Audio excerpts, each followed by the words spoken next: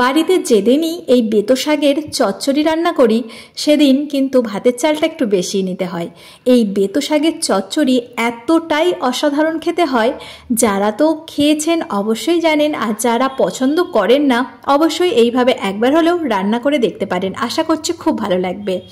প্রথমে আমি বেতো শাকগুলোকে কেটে নিয়েছিলাম, তারপরে এই যে কড়াতে দিয়ে দিয়েছি সরিষার তেল, আর তেলে দিচ্ছি কালো জিরে আর লঙ্কা ফোড়ন দিলাম। লঙ্কাটা থেকে যখন একটা ভাজা ভাজা গন্ধ আসবে তখন একটু রসুনটা দিয়ে দিচ্ছি। আমি এখানে 2 কোয়া রসুন কুচিয়ে দিয়েছি। রসুনটাকে কিন্তু বাটবো না, খুব ভালোভাবে কুচিয়ে দিলাম। আর রসুনটা ভাজা ভাজা হয়ে গেলে এতে দিয়ে দিচ্ছি আলু আর শিম।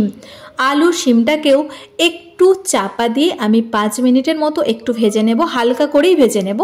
তারপরে যখন একটু লালচে কালার আসবে তখন আমি এটাকে আরও একটু নেড়ে নেব, আর এর মধ্যে অ্যাড করব বেগুন। এতে বিশেষ কোনো মশলাই দিতে লাগবে না। এরপর বেগুনটাকেও আমি ভালো মতোভাবে শিম আর আলুর সঙ্গে ভাজতে থাকব। এইভাবে নেড়ে ছেড়ে সবজিগুলোকে খুব সুন্দরভাবে ভেজে নেব, আর একটু চাপা দিয়ে দিয়ে ভাজলে কিন্তু সবজিগুলো খুব সুন্দরভাবে সেদ্ধ হয়ে যায়। এই শাকের তরকারিটা রান্না করতে খুব কম সময় লাগে। আর এই রকমভাবে আমি ভাজা ভাজা করে নেওয়ার পর এতে দিয়ে দিচ্ছি একটু লবণ, আর দিয়ে দেব হলুদ গুঁড়ো, আর অ্যাড করে দেব লঙ্কা গুঁড়ো। এখানে যে যেমন ঝাল খেতে পছন্দ করেন সেরকম দিয়ে দিতে পারেন। তো আমি এরপর ভালো করে আবারও মিশিয়ে দেব। আর লবণ দেওয়ার ফলে কিন্তু সবজি থেকে একটু সামান্য জল বেরোবে, আর আরও ভালোভাবে সবজিটা সেদ্ধ হয়ে যাবে। এরপর সব ভালো করে একটু নেড়ে নিলাম।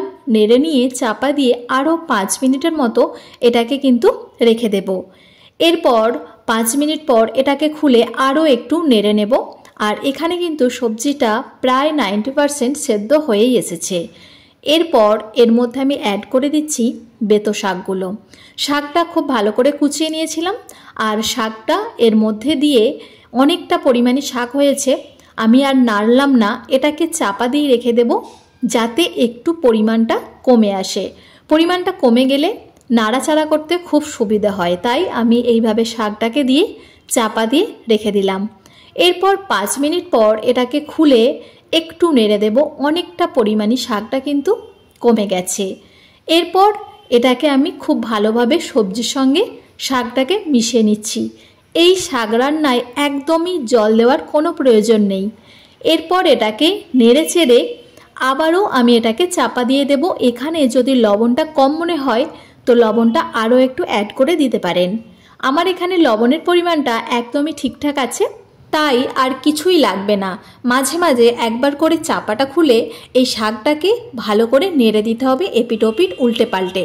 খুব ভালোভাবে এটাকে নেড়ে চেড়ে কিন্তু রান্না করে নিতে হবে। এরকমভাবে আবারও নেড়ে আমি এটাকে আরও 5 মিনিটের মতো চাপা দিয়ে রাখবো। আর এই শাক থেকেই কিন্তু যে জলটা বেরোবে সেটা দিয়েই এই তরকারিটা রান্না হয়ে যাবে। আবারও 5 মিনিটের মতো চাপা দিয়ে রেখেছিলাম, আর একদমই কিন্তু আমার এই বেতো শাকের চচ্চড়িটা রেডি হয়ে গেছে। একদম নামানোর আগে আমি অল্প একটু চিনি অ্যাড করে দিলাম। একটু মিষ্টি দিলে খেতে কিন্তু দারুণ লাগে। তো আবারও আমি ভালো করে একটু নেড়ে নিলাম। নেড়ে চেড়ে এটাকে গ্যাসের ফ্লেমটা অফ করে 5 মিনিটের মতো আমি চাপা দিয়ে এইভাবেই রেখে দেব। আর 5 মিনিট পর এটাকে সার্ভ করব।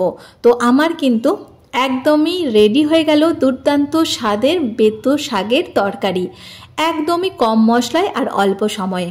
তো ভিডিওটা আজকের কেমন লাগলো তা অবশ্যই জানাবেন। ভালো লাগলে লাইক কমেন্ট শেয়ার করে পাশে থাকবেন। আর ভিডিওটি দেখার জন্য সকল বন্ধুকে জানাই অসংখ্য ধন্যবাদ। আজ এই পর্যন্ত, আবার ফিরে আসবো অন্য কোনো এক রেসিপি নিয়ে।